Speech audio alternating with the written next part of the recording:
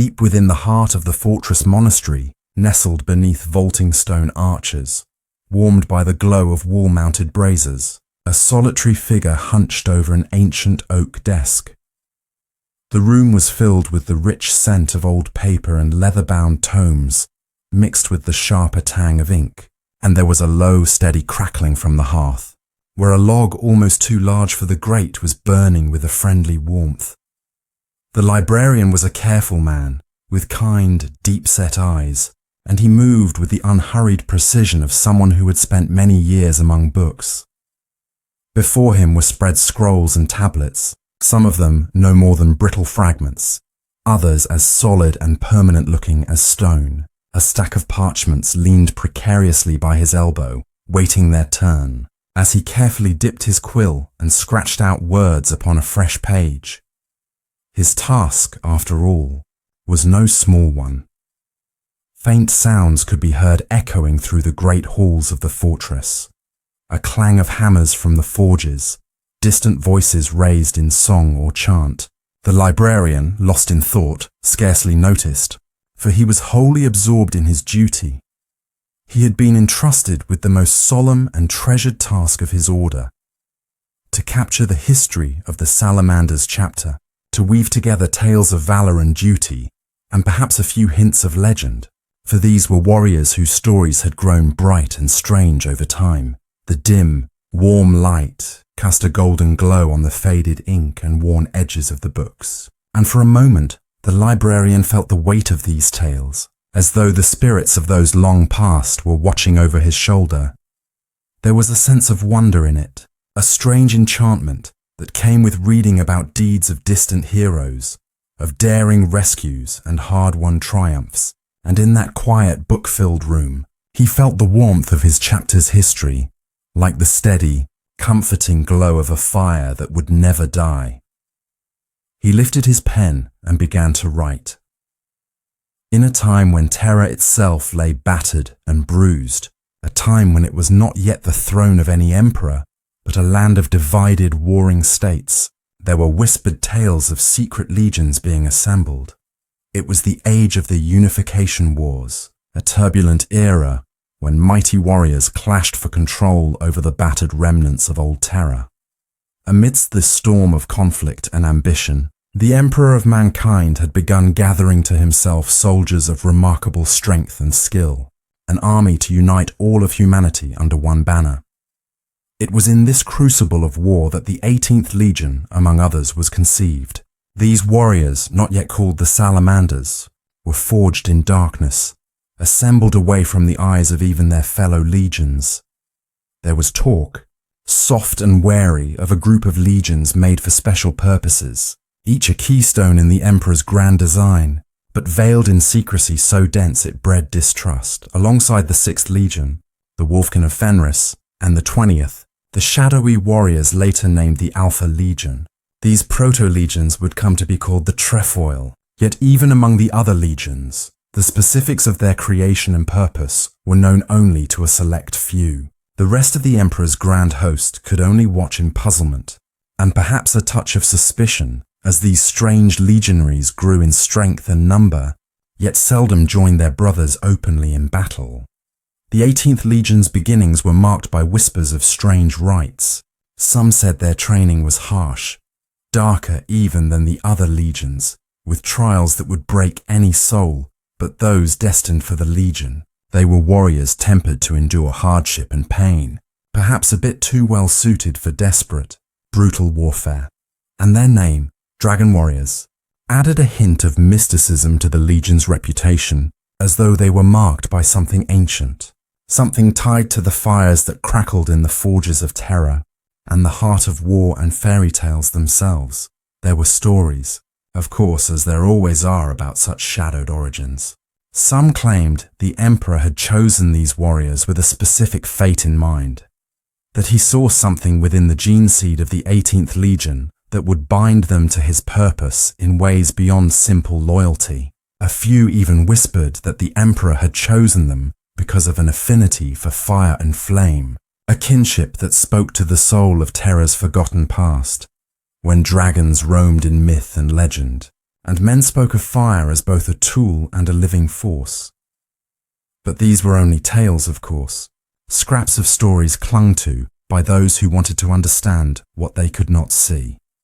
In the early days, the dragon warriors were rarely seen together as a cohesive force. Instead, they were scattered in small groups, sent wherever conflict was hottest, usually when only the heaviest hand of destruction would suffice.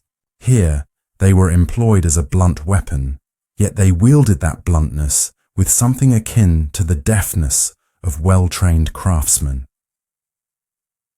In the latter days of the Unification Wars, as the Emperor's forces closed in upon the last freeholds of Terra, the Caucasus Wastes stood as one of the last defiant factions, their strongholds buried within the mountains. The Ethnarch of the Caucasus, ruler of these desolate lands, had in his control ancient relic machines, devices that powered shields and weaponry, relics that had stood unchallenged since the Age of Strife.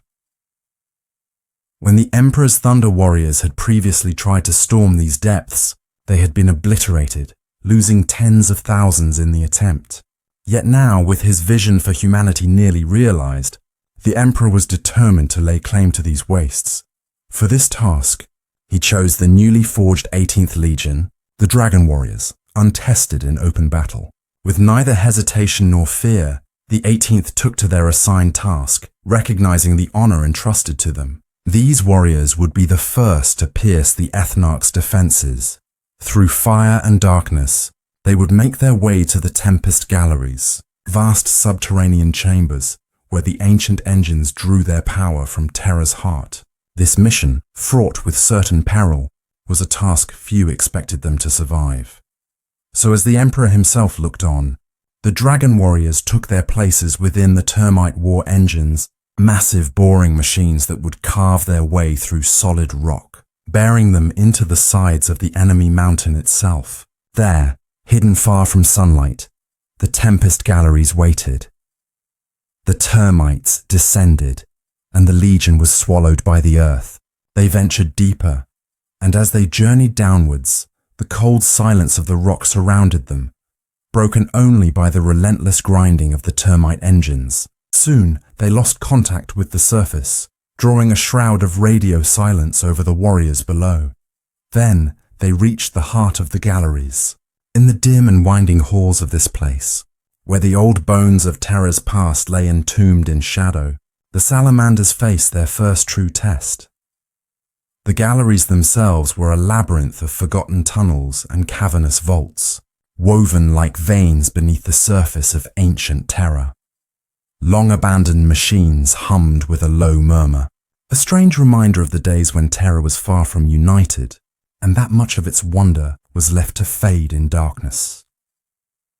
The 18th Legion had been dispatched here alone, charged with securing these galleries from a throng of hostile insurgents. For days, rumors had swirled of enemy forces seeping into the winding tunnels, hoarding weapons and establishing strongholds deep within the ancient stone.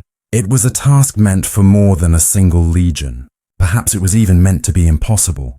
But the Salamanders did not see it this way. They descended into the tunnels without question, with only a nod from their legion master. It was not the first impossible battle they would face, but it would become one of the most important for their history at least. The moment they entered, the air grew thick with an ancient and musty dust, as though time itself had settled there like a fog. Shadows shifted strangely along the stone walls, twisting as the Salamander's torches flickered, casting a dim glow that illuminated only a few steps ahead. At first, it was only the silence that greeted them, the kind of silence that makes a place feel like it's holding its breath. Yet as they delved deeper, sounds began to rise from the corridors, faint and discordant, a murmur of voices, distant clanks of metal, the shuffle of footsteps. These were sounds of an army in preparation, echoing through the hollow spaces. The Salamanders slowed, each warrior's grip tightening on his weapon, each movement precise and quiet. Then, without warning, the stillness shattered.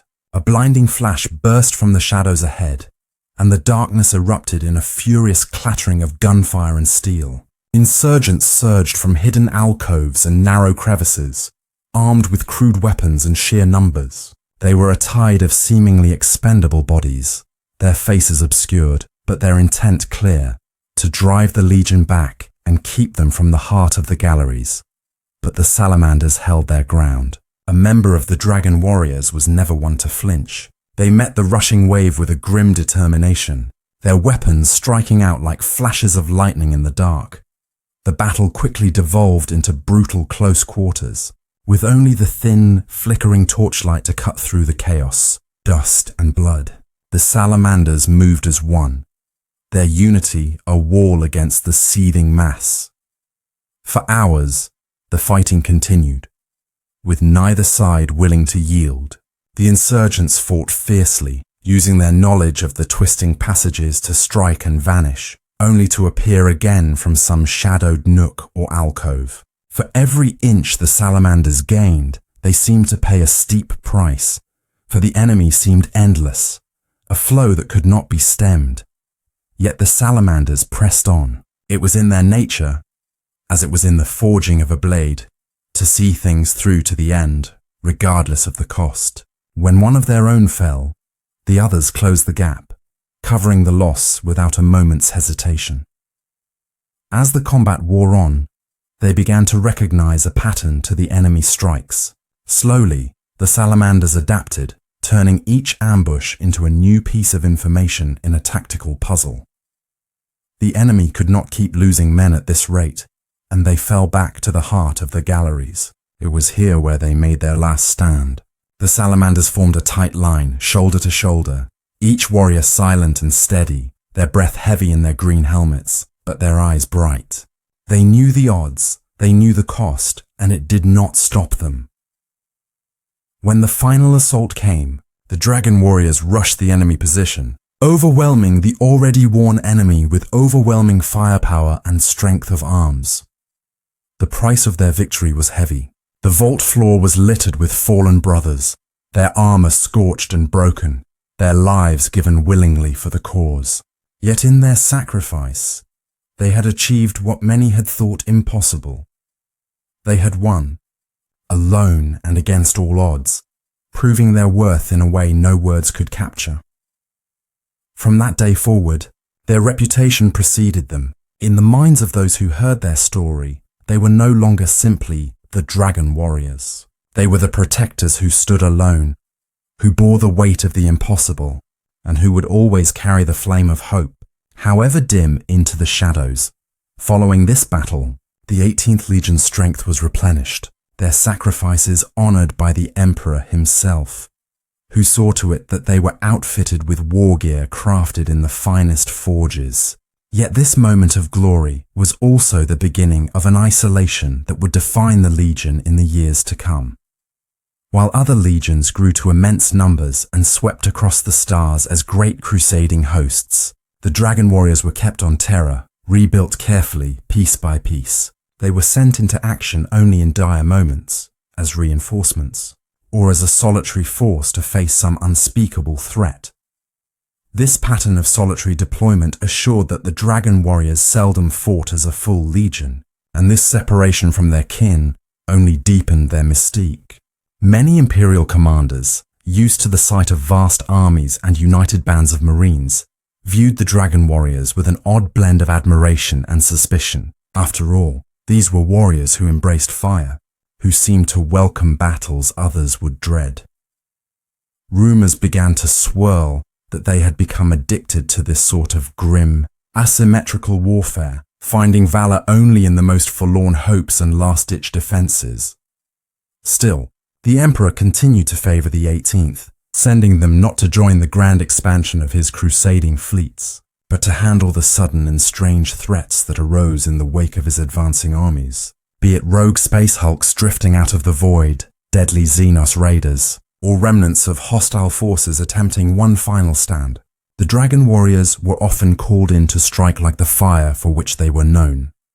Thus, the 18th Legion's legend grew, not as conquerors or vanguards, but as a force that held the line against all odds, as a bulwark against chaos and ruin.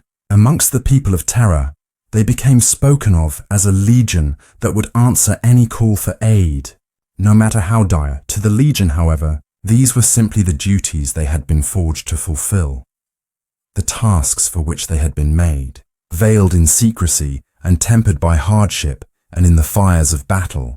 They waited, half-formed, for the day when their true purpose and their true name would be revealed by their Primarch, who had yet to emerge. At this point, I think it's worth turning to the story of the chapter's Primarch, the Primarchs, from which each of the legions of Astartes gets their gene seed, had been scattered across the galaxy as part of some cruel plan from the enemies of chaos. On the world of Nocturne, one of these children fell from the sky like a comet. The people of Nocturne, who were no strangers to strange omens and sudden signs, gathered at the edge of a smoking crater, peering through the haze and hoping to glimpse whatever fiery piece of space debris had struck the earth there.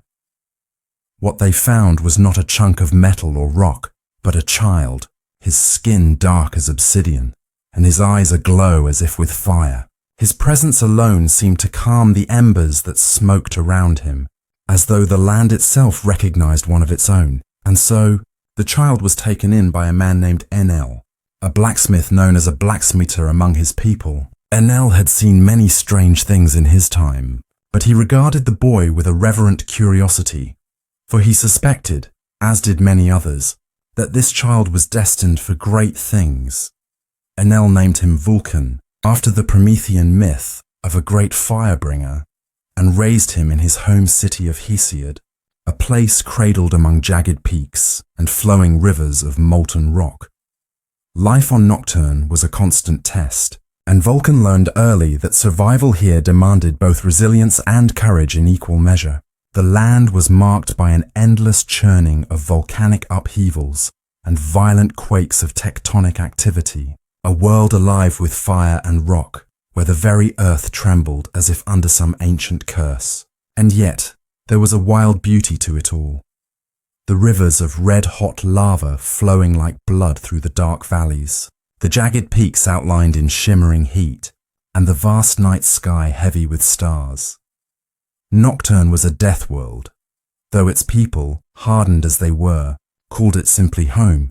Here, Vulcan grew quickly, as all the Emperor's sons did. He soon towered over the strongest men in the city, his shoulders broad and his eyes steady with a wisdom beyond his years. His strength was a marvel, but his gentleness surprised those around him. Vulcan was a born warrior, but he did not relish in the destruction that his strength could bring. Instead, he wielded it with care, like a craftsman with a delicate tool.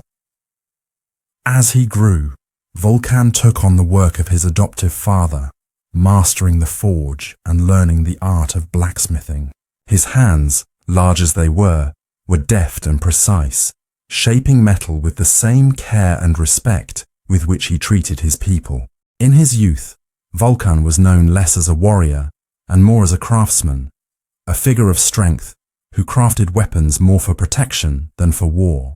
He took pride in forging armor that would keep his people safe, in crafting tools that could withstand the harsh demands of their land.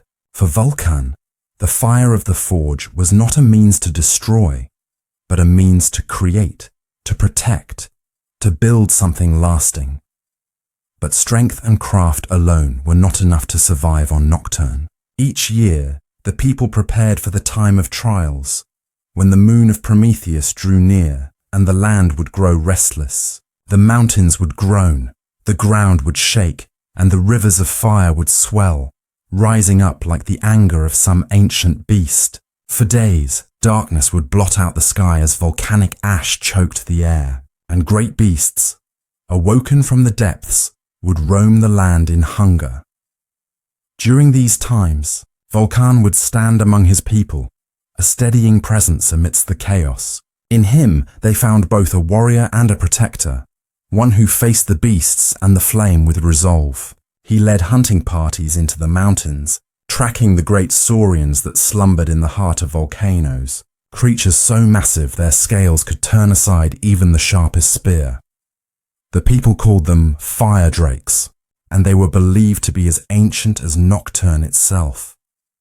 Vulcan hunted these beasts to protect his people, to keep the balance between man and the wild, between fire and life. To slay a fire drake was not a task for the faint of heart. It required both courage and cunning, for the creatures were not only tough, they could sear flesh and bone with a single breath.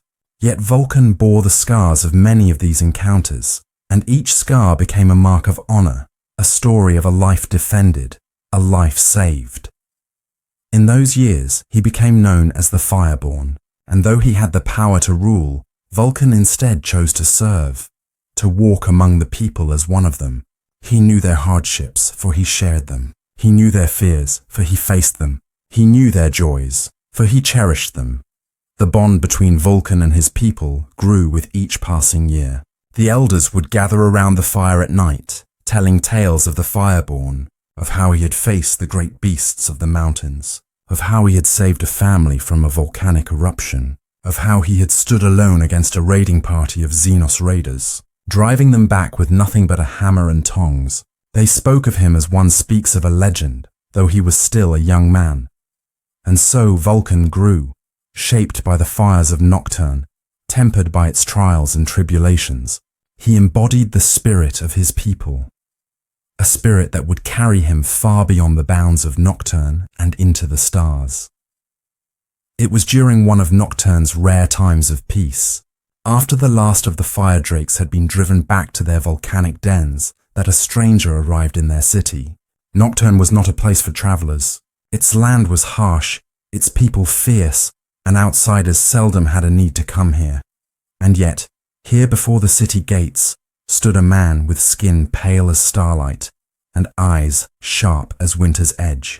He wore a cloak woven of strange materials that shimmered faintly, reflecting the smouldering glow of the distant volcanoes. The people watched him with curiosity, for there was something about him, a power that made even the boldest among them pause.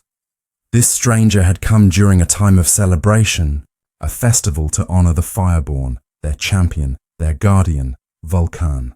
The stranger asked nothing of them, only that he be allowed to enter the great contest held each year in Vulcan's name.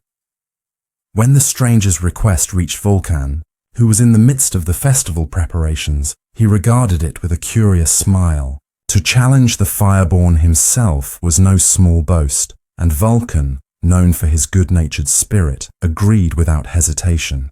The stranger's boldness amused him, but he did not scorn it. There was something in the man's calm bearing that intrigued Vulcan, though he could not place why. So it was decided that the stranger would compete alongside Vulcan in a series of trials.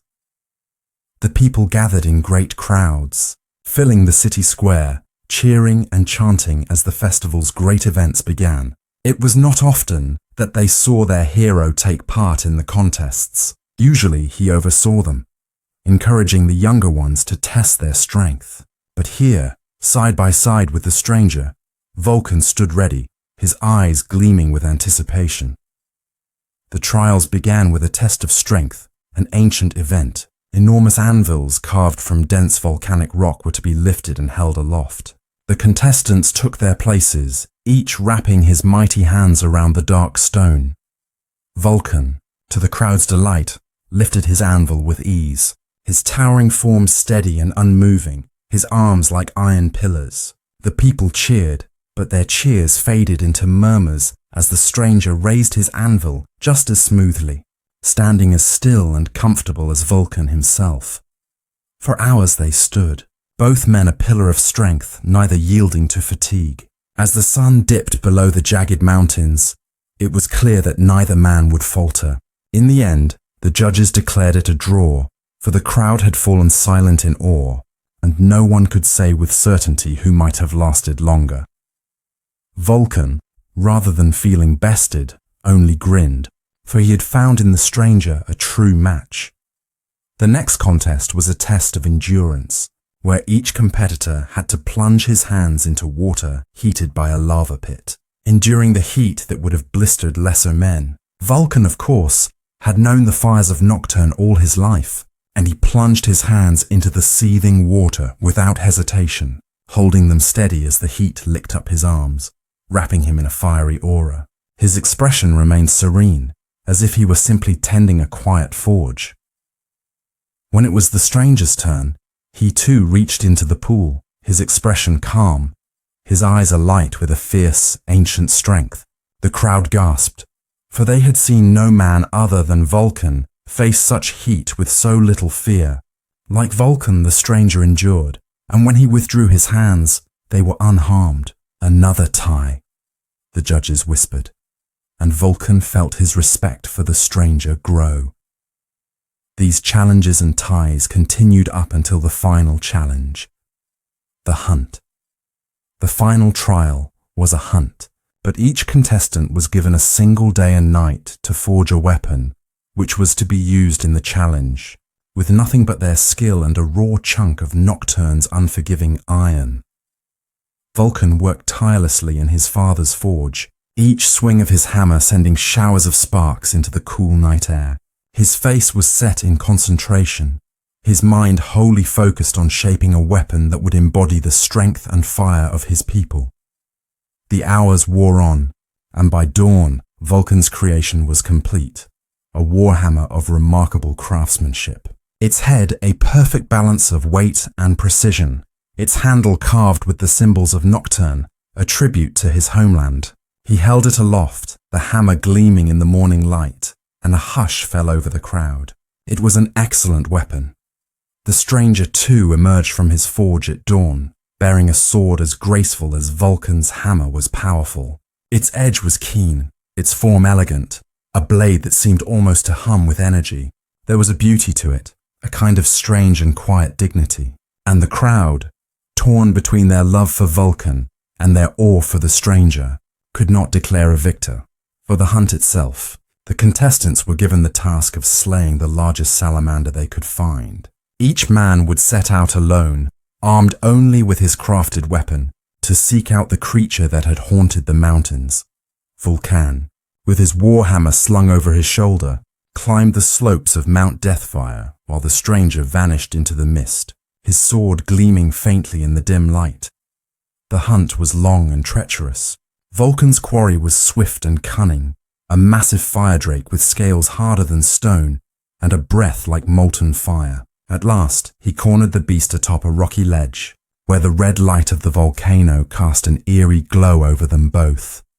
With a single mighty swing, Vulcan brought his hammer down, striking the fire drake in a blow that shook the ground they stood on. The creature fell, its life snuffed out in the strength of the fireborn. But as Vulcan made his way down the mountain, dragging his prize, the volcano erupted suddenly, sending waves of molten rocks cascading down the slopes. The ground buckled beneath him, and he was nearly thrown into the churning flow. Clinging to the ledge with one hand and holding his slain prey with the other, he would not let go, even as the fire licked at his feet and the heat seared his skin. Then, through the haze, he saw the stranger appear, carrying his own fire drake, larger even than Vulcan's. Without a word, the stranger reached out, pulling Vulcan to safety, letting his own quarry slide into the fiery depths below. They returned to Hesiod together, and the people cheered, declaring Vulcan the winner. But Vulcan, moved by the stranger's selflessness, knelt before him, pledging his loyalty to one who valued life over pride. In that moment, the stranger revealed himself, casting aside his disguise to reveal eyes fierce and knowing. The emperor of mankind, Vulcan, awed and humbled, understood at last the true purpose of the trials. They had not been mere contests of strength or skill.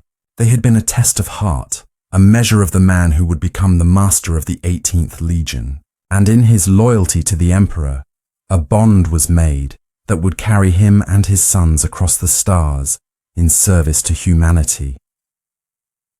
When Vulcan at last joined his legion, the warriors of the 18th stood as he had first seen them, silent and formidable. Though fierce in strength and tested by battle, they were yet without a guiding heart, lacking the unity and purpose that would carry them beyond the harsh demands of war. They were mighty in strength, but scattered in spirit, waiting for something or someone to shape them into more than mere soldiers. And so, in the shadow of Nocturne's smouldering peaks, Vulcan set himself to his most enduring task, to give his legion a purpose, and to lead them into war with the values of Nocturne and his people. He began in the forges of Nocturne. Vulcan labored alongside his warriors, showing them not only the skill of the forge, but the patience and care that such work required. For days and nights they toiled together, shaping iron and steel, crafting armor and tools of war, but also the simple, sturdy implements that the people of Nocturne needed to till the harsh ground and withstand the forces of their world. It was here, amid the hissing coals and glowing embers, that Vulcan taught his warriors the first tenet of what would come to be known as the Promethean Creed. To see strength, not as a weapon, but as a means of protection and shield for those unable to defend themselves. The Salamanders watched him closely, for there was something different about this Primarch who treated them as brothers. Vulcan did not want to stand above them, nor did he hold himself apart as some distant figure. Rather, he shared in their struggles and their triumphs, his laughter a comfort during the long hours of work, his quiet strength a steadying presence. It was not long before the Salamanders began to take his teachings to heart, and they found, to their surprise, that their Primarch's compassion did not weaken them but made them stronger, binding them with a kinship.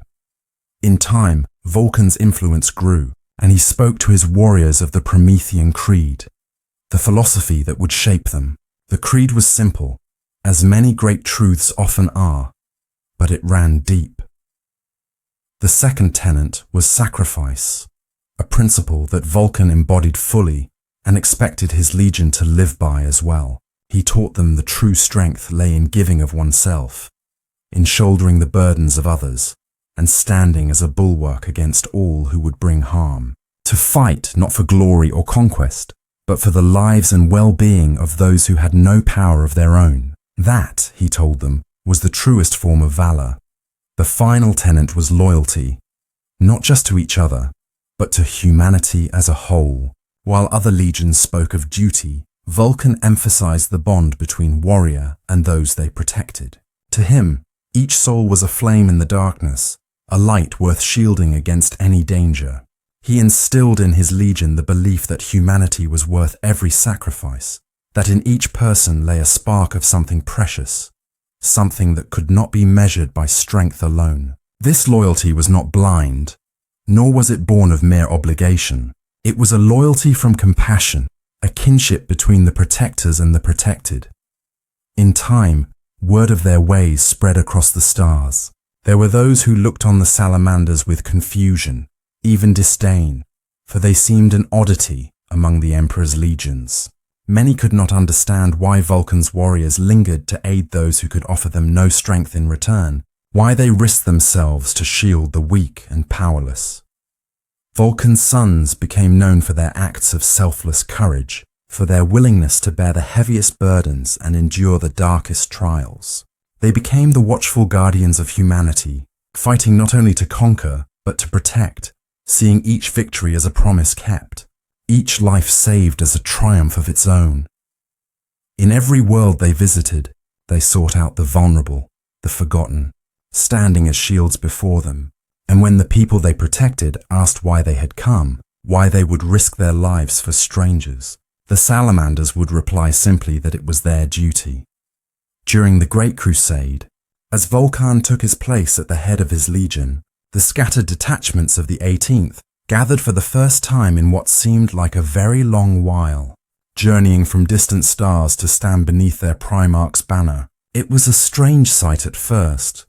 The Terran-born warriors and those newly recruited from Nocturne, two peoples separated by countless worlds. Vulcan, ever mindful of the values he held close, knew that before his legion could march out into the stars as one, they would need more than shared armor and training. They needed a home, a place where their roots could sink deep, where the traditions and beliefs of both Terra and Nocturne could mingle, creating a common spirit among his warriors. And so, Vulcan cast his gaze toward the sky to the moon of Prometheus, which hung above Nocturne's volatile landscape. There, upon its grey and barren surface, he built the very same fortress in which I am writing now, where the Salamanders would grow strong together. Prometheus was a place of quiet, of solitude, a contrasting place to the volatile and shifting world beneath. While Nocturne seethed and churned with volcanic fury, Prometheus was silent and steady, a stone untouched by the flames that so often licked at the Nocturnum ground. Perhaps Vulcan saw in this place the same calm steadiness he hoped to cultivate in his legion, but this is just speculation. Who really knows the mind of the Primarch? Vulcan named the fortress Hesiod, after his own city on Nocturne, in honor of his people and his origins. Within its stone halls, he placed great forges, each one dedicated to crafting armor and weapons. These forges became the heart of the fortress, where the Salamanders would gather, honing their skills as both craftsmen and warriors. As the wars of Hesiod rose, so too did the strength of the Legion, their numbers bolstered by Vulcan's recruits from Nocturne. The people of Nocturne were resilient, strong, and loyal. Under Vulcan's guidance, the Salamanders began to transform. No longer were they scattered soldiers of a distant legion. They became a united force. In the evenings, as the fires burned low in the forges, Vulcan would gather his warriors, sharing tales of his youth on Nocturne, of the time of trials, of the great beasts he had faced and the people he had protected. These stories served two purposes.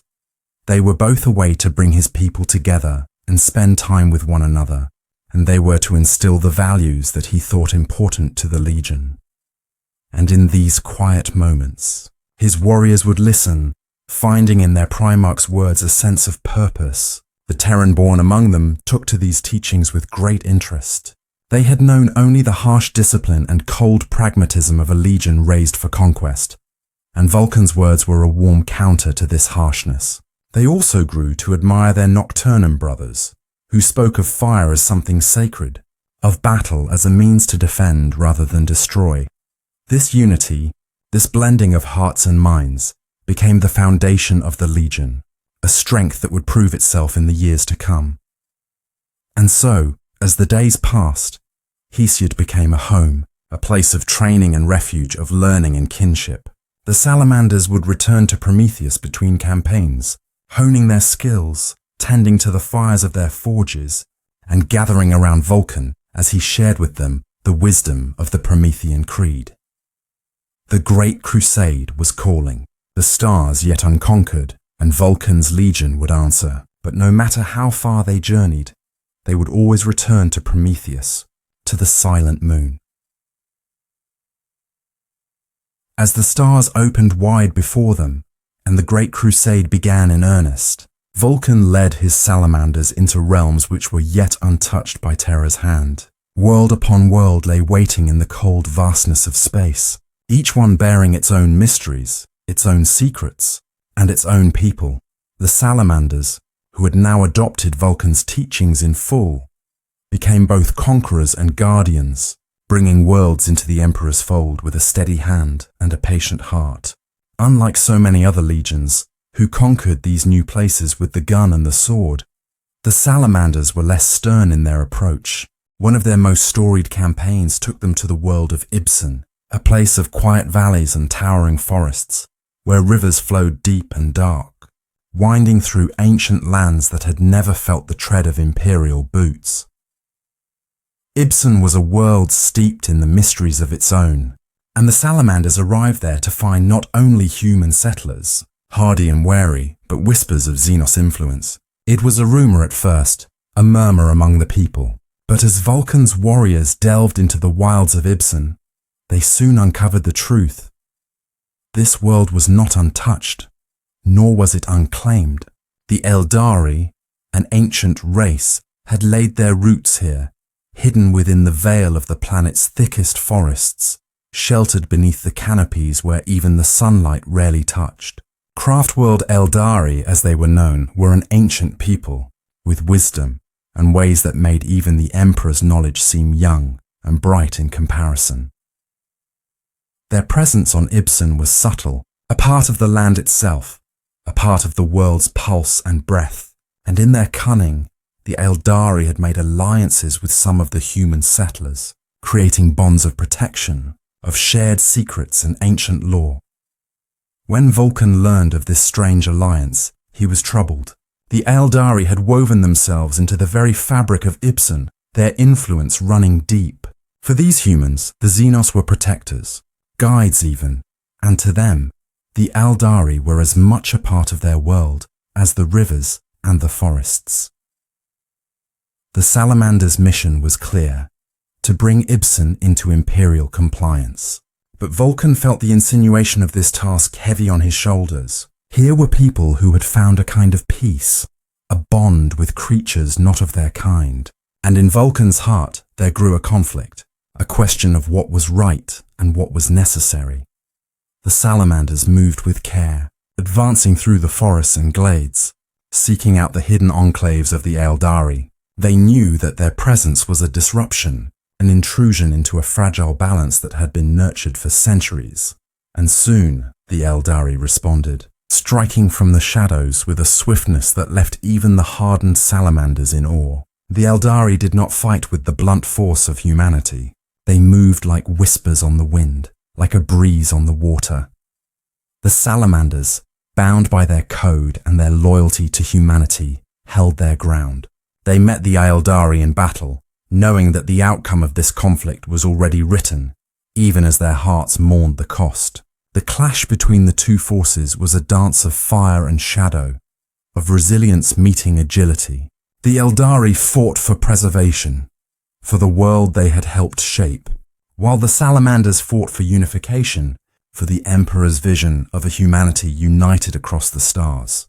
For days, Vulcan wrestled with the decision he would have to make, walking alone through the dense forests where the mist hung low, the distant songs of hidden creatures echoing like nature's lullabies. He spoke with the settlers, listened to their fears and their hopes, and though his heart longed for a peaceful accord, he knew that the Emperor's will was unbending. Humanity, in the Emperor's eyes, must stand alone, must be free from the entanglements of alien influence. In the end, Vulcan's duty won out over his compassion, and he gave the order that pained him most deeply. Exterminatus. Ibsen would be cleansed. Its forests burned, its people relocated, its lands turned to dust and memory. The Salamanders prepared the rite, their faces grave. They knew that this act, however necessary, was a wound that would leave a scar on their legion's spirit, a reminder that even the kindest of hearts must sometimes bear the weight of bitter choices. As the fires swept across Ibsen, Vulcan stood silent, watching as the flames claimed the forests, the rivers, the mountains. The Salamanders fought back the Eldari one last time, the Xenos retreating into the shadows, their songs fading into the ash-laden wind. It was then that Vulcan gathered his legion around him, there on the ashen soil of Ibsen, and spoke of the cost of loyalty, of the price they all must sometimes pay for the Emperor's vision. He reminded them that their duty was not always clear, that sometimes even the noblest among them must carry the burden of harsh decisions. The campaign on Ibsen became a chapter in the history of the Salamanders, a story told with somber voices around the fires of Prometheus. For Vulcan, it was a memory both painful and precious, a reminder that even the brightest of flames could cast a shadow, and in the years that followed, the Salamanders would carry that shadow with them, honouring the lives touched by their hand, even as they moved ever forward into the unknown stars. In the latter days of the Great Crusade, the Salamanders found themselves bound for a distant world by the name of Karatan, a place of dense jungles and winding rivers that seemed at first glance as wild and untamed as Nocturne. But there was a darkness about Karatan, a cold feeling that lingered in the people who inhabited it. The people of Karatan had resisted the Imperium of Advance fiercely, and word reached Vulcan that the Emperor had called upon more than one legion to bring this world into compliance. Upon their arrival, the Salamanders found that another legion had already made its presence known. The Night Lords, led by Conrad Kurze, had come to Karatan well ahead of them, carving a path through the resistance with methods that sent a chill through even the hardened hearts of Vulcan's warriors.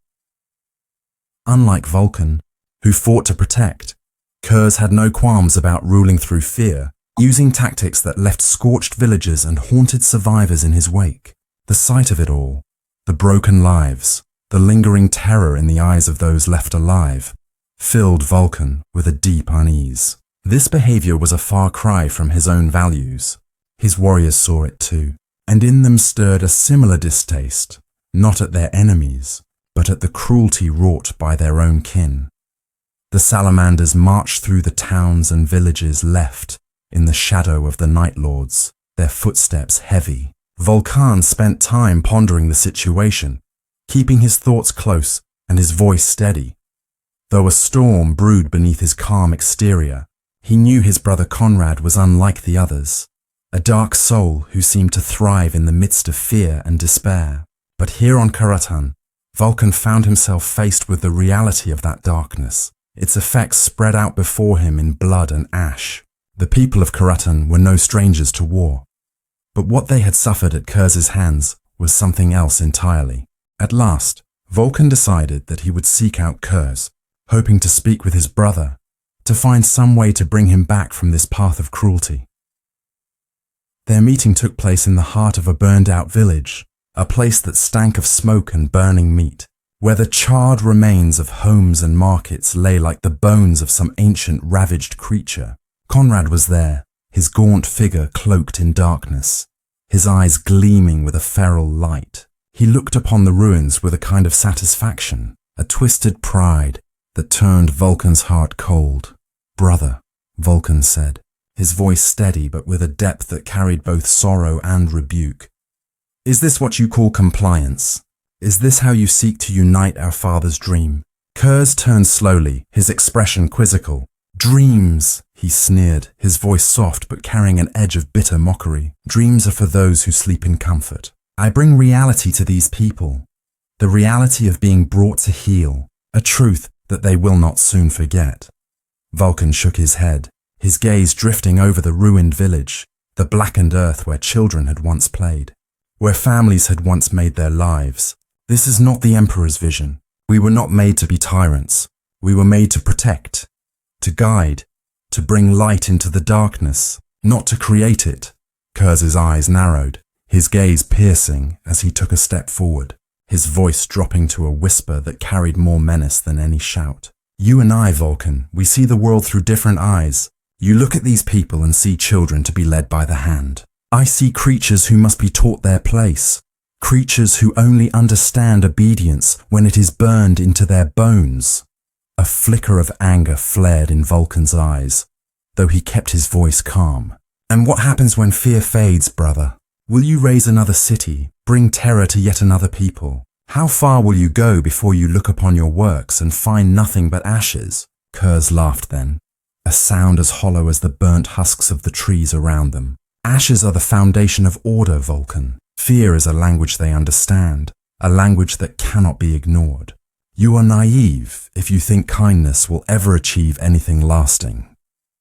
The two Primarchs stood there, a gulf of understanding stretching between them like a chasm that could not be crossed. Vulcan felt a profound sorrow settle over him, for he saw now that his brother's heart had been given over entirely to darkness. In that moment, he realized that no words, no show of restraint, could change what Conrad had become, and then, with a heavy heart, Vulcan turned away from his brother, signaling to his warriors to leave the village, to put distance between themselves and the horrors Kurz had brought to these people. As they moved away, the Night Lords taunted them, calling the Salamanders weak, mocking their compassion as a pitiful softness, unfit for the galaxy. Vulcan heard it all, felt the sharp sting of those words, yet he did not respond. He simply pressed on, leading his legion away from the poisoned ground that Kurz had left in his wake. It seemed that the bitterness of that encounter would stay with him, a reminder that even among his brothers, there were paths he could never walk. The Salamanders, bound by the Promethean creed, were to be defenders, to stand as a light in the darkness.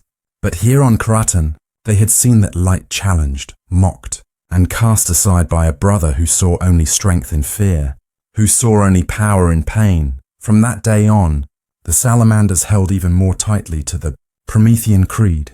They would remember Karatan as the place where their philosophy of protection was compounded by the contrast they saw. From the Night Lords, the Great Crusade saw the Emperor name his son Horus as the War Master, a role given to lead the Imperium's legions and conquer world after world in the name of humanity. However, with this power, the corruption of chaos was drawn to the man, turning him over to their side through plot and cunning. Where humanity was beginning to turn a new, clean page in its history, the Horus heresy would be a dark ink that would spill over this page and leave a stain on the legacy of mankind. Within the gathering storm of the Horus heresy, Vulcan and his salamanders were called by the Emperor to join a first strike upon the world of Istvan Fee, alongside the Iron Hands and the Raven Guard. This mission was intended to wipe out the remaining traitor legions who had fallen to chaos alongside Horus. However, of the 7 legions sent by the Emperor, 4 were secretly aligned with Horus, and this truth remained hidden, cloaked in deception. It was in the shadow of this trail that Vulcan marched to Istvan Fee, unaware of the fate awaiting him and his legion.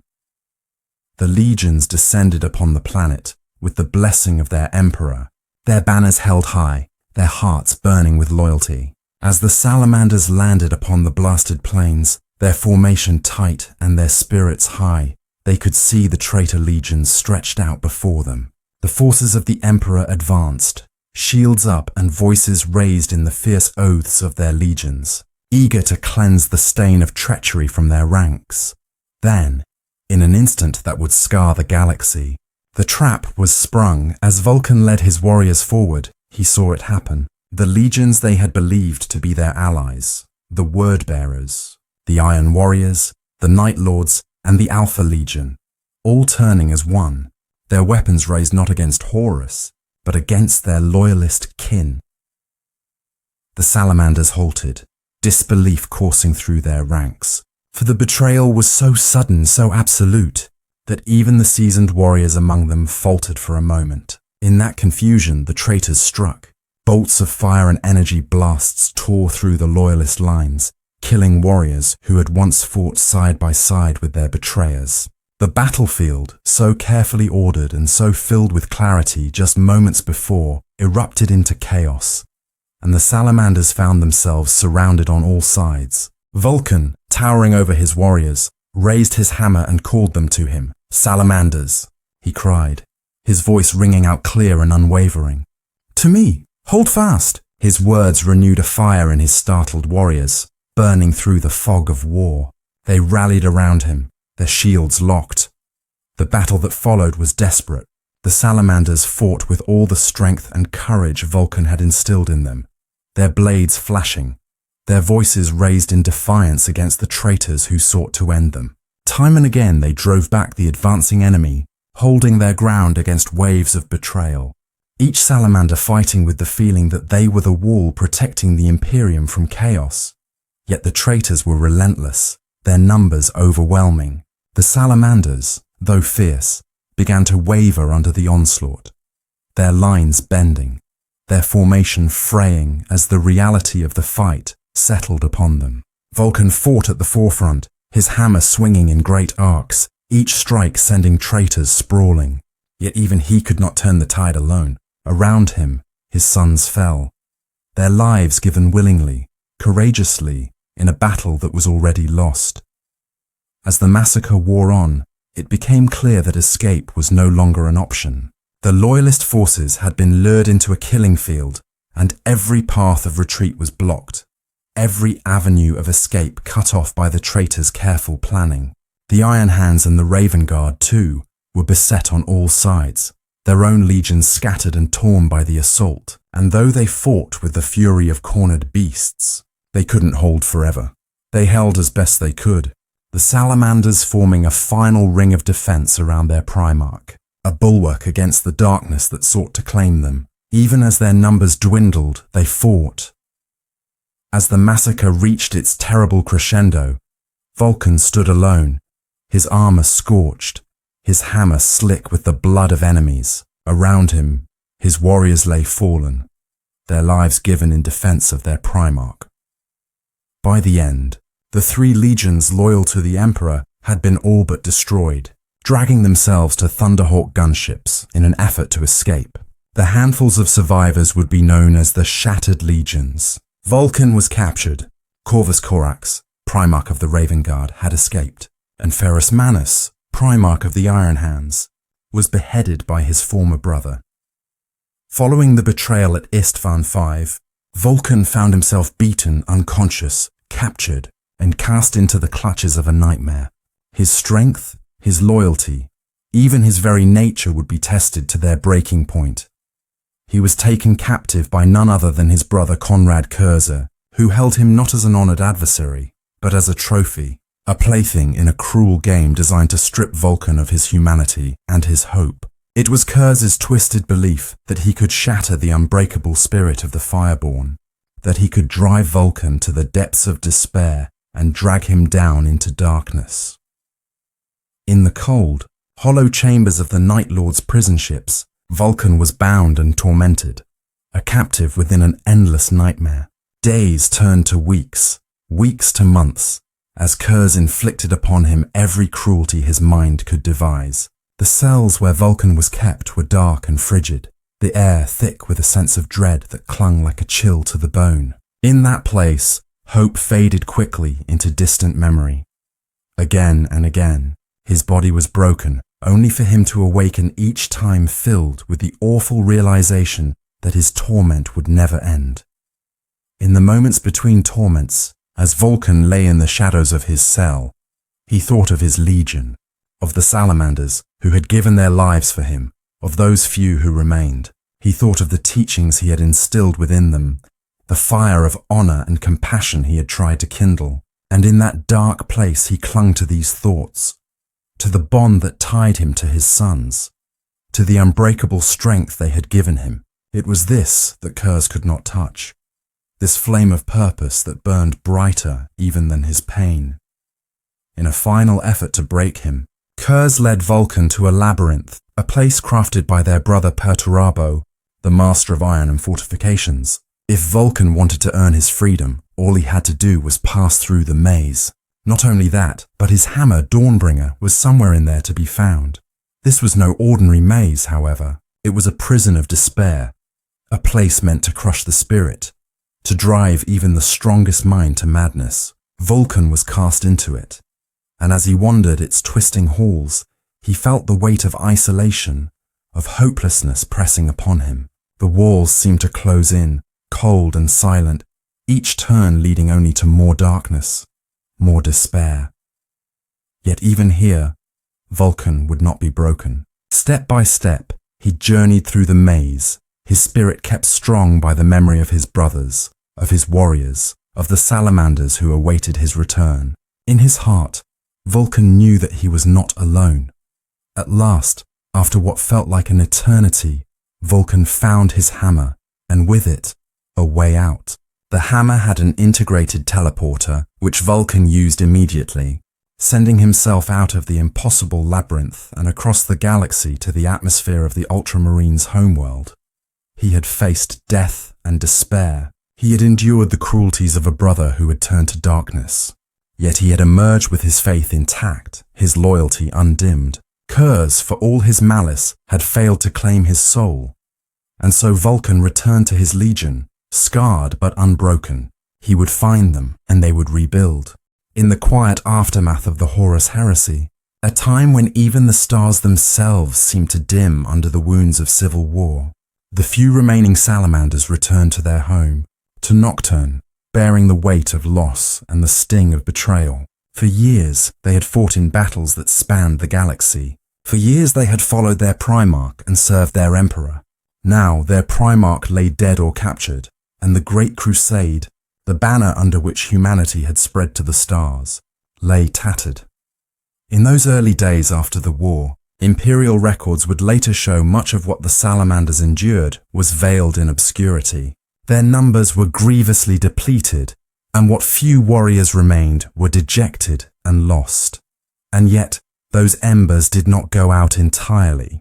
Led by their captains and guided by the teachings Vulcan had instilled in them, the Salamanders began the slow and painful work of rebuilding. They returned to the fortress monastery on Prometheus and began to plan. In the time of rebirth that followed the heresy, the galaxy saw another upheaval, though this one was not made by war, but by reform. Robert Guilliman, the Primarch of the Ultramarines, stepped forward to author the Codex Astartes, a tome meant to guide the future of the Space Marines and prevent the horrors of civil war from ever ravaging the Imperium again. This new doctrine was bold and controversial, for Guilliman's plan required that each of the great legions be divided into smaller, more manageable chapters of no more than 1,000 warriors each. Guilliman believed that no single force should wield the power to rival the Imperium itself, a safeguard that he hoped would protect against the rise of another traitor like Horus. When Guilliman's edict reached the Salamanders, Vulcan had returned, and his voice joined in silent protest alongside the Space Wolves and the Imperial Fists. Like his lost brothers, Leman Russ and Rogel Dawn, Vulcan believed that unity was their strength. As the debates over the Codex Astartes stirred across the Imperium, Guilliman took counsel with the leaders of each remaining legion. Whatever words were exchanged between Guilliman and Vulcan remain unrecorded, their echoes fading with time. Yet in the end, Vulcan relented, and Guilliman agreed that the Salamanders were the only legion not to be divided. Perhaps it was because their numbers were far too few to form the several chapters Guilliman's plan required. Thus, the Salamanders emerged from the time of rebirth as a single unified chapter, the sole bearers of Vulcan's gene seed and traditions. Their path was set apart from other legions, who now, scattered among successor chapters, held to the Codex Astartes with loyalty, though perhaps not with understanding. The Salamanders, true to Vulcan's teachings, walked their own path, honoring the Codex in many ways, yet keeping close to the values that their Primarch had instilled within them. To this day, the Salamanders maintain the 7 warrior houses of Nocturne, each named after one of the great settlements that dot the volcanic world. Each of these houses became a company within the chapter. For the Salamanders, a company was more than a unit. It was a family, a legacy handed down from their Primarch himself. Alongside the 7 companies, there remained the Scout Company, a unique and vital part of the Salamanders' ranks. Unlike the main houses, the Scouts have no settled home upon Nocturne. Instead, they reside in the high mountain ranges, living a life of trial and hardship, learning to endure as their forebears had endured. The chapter's numbers remained small, for Nocturne was a world sparse in population, and the Salamanders were choosy in whom they selected to join their ranks. It was a slow but steady process. With each generation they grew stronger, their ranks replenished by those who had passed through the fire and emerged as true sons of Nocturne. The galaxy would continue to change. Empires would rise and fall, yet the Salamanders would endure, their flame a beacon in the endless dark, a light that would not go out.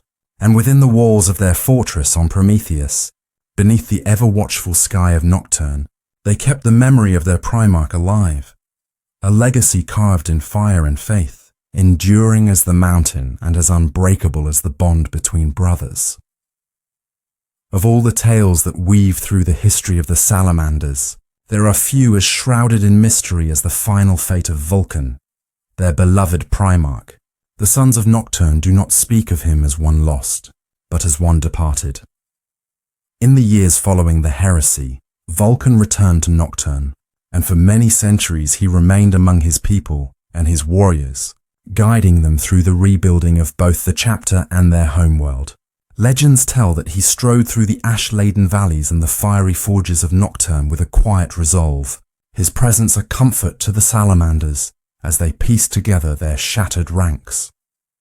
For a time, it seemed that Vulcan would remain with them forever. After centuries of leadership, a change began to take shape, a shift in the way he walked and spoke, as if a new purpose had come upon him, one known only to him. It was said that he began to spend long hours in solitude, journeying far from the forges and halls of Prometheus, even venturing alone into the wildest reaches of Nocturne. Then, one day, he was simply gone. No word of farewell, No proclamation or final command. Only silence where his presence had once been. The Salamanders awoke to a world without their Primarch. The tales say that Vulcan departed on a quest known only to him, a journey across the stars, leaving his sons to uphold his teachings, to carry forward his vision for humanity. But Vulcan did not leave his sons empty-handed. In the deepest vaults of Prometheus, they found the Tome of Fire, a collection of texts and relics crafted by Vulcan's own hand. The tome was a legacy, a guide, its pages filled with writings that hinted at mysteries waiting to be unraveled. And with it, there was a task, a test woven into the very heart of the chapter. A quest for 9 artifacts scattered across the galaxy. Over the centuries, the chapter's Forgefather has become the keeper of this quest, a mantle passed down from one warrior to the next. The current Forgefather, Vulcan Histan, bears 3 of these precious artifacts: the Spear of Vulcan, Kessere's Mantle, and the Gauntlet of the Forge. Upon Prometheus lie 2 more artifacts: the Chalice of Fire and the Eye of Vulcan, kept within the sacred halls of the fortress monastery, guarded with reverence. But 4 artifacts remain lost: the Engine of Woes, the Obsidian Chariot, the Unbound Flame, and the Song of Entropy. Each one a mystery hidden in the far reaches of the galaxy, waiting for the Salamanders to prove themselves worthy of their Primarch's legacy. The Tome of Fire claims that only when all 9 artifacts are gathered by the Forgefather, when each piece of Vulcan's legacy has been reclaimed, will the final trial be complete. And in that moment, so the legend says, Vulcan himself will return, appearing as he did in ages past, to lead the Salamanders in a final battle, a last stand against the enemies of humanity. For many of the Salamanders, this quest is more than a duty. They believe that Vulcan watches over them, that he waits in the shadows of the galaxy, observing, guiding, and perhaps even testing them from afar. And so the Salamanders continue their vigil, each battle a step on the path Vulcan set for them, each day a chance to prove their worth. They search the stars for the lost relics, for the treasures their Primarch left behind, knowing that every artifact recovered brings them closer to him, closer to the day when he might walk among them once more. Until that day, the Salamanders remain as he made them, warriors bound by duty, tempered by fire, each one a living legacy of their Primarch. They are his sons, his kin, and they carry forward his spirit.